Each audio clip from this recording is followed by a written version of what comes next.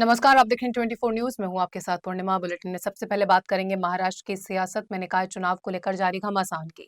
जहां एक तरफ आगामी बीएमसी चुनाव से पहले राज और उद्धव ठाकरे करीब आ रहे हैं, तो वहीं दूसरी तरफ पूरा विपक्ष वोट चोरी के मुद्दे पर लामबंद हो चुका है और चुनाव आयोग पर जमकर हमला बोल रहा है।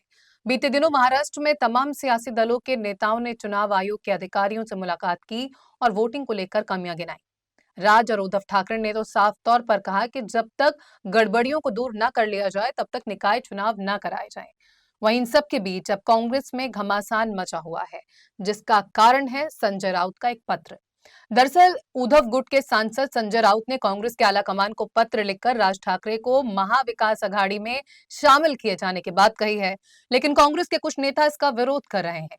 कांग्रेस विधायक प्रीतम सबकाल ने राज्य प्रभारी रमेश चेन्निथला को पत्र लिखकर विरोध जताया है। उन्होंने लिखा है कि मनसे ने हमेशा कांग्रेस का विरोध किया है और वो भाजपा की बी पार्टी है।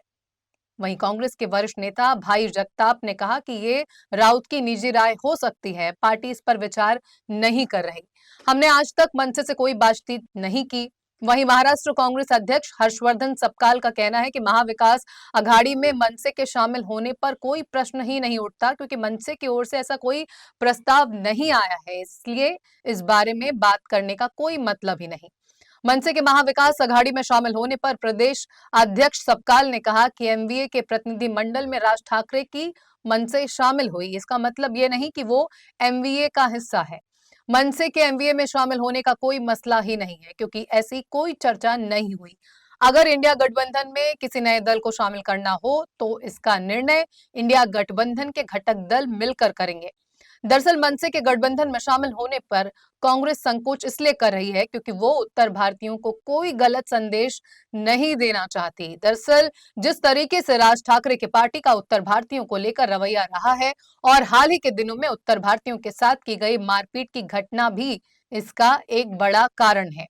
वहीं शिवसेना नेता संजय निरुपम ने कहा कि कांग्रेस राज ठाकरे को अपने गठबंधन में इसलिए शामिल नहीं करना चाहती क्योंकि वो बिहार में वोटरों को नाराज नहीं करना चाहती। बिहार में कुछ दिनों में ही विधानसभा के चुनाव हैं और ऐसे में यदि राज ठाकरे इंडिया गठबंधन में शामिल होते हैं तो इसका नुकसान कांग्रेस को उठाना पड़ सकता है।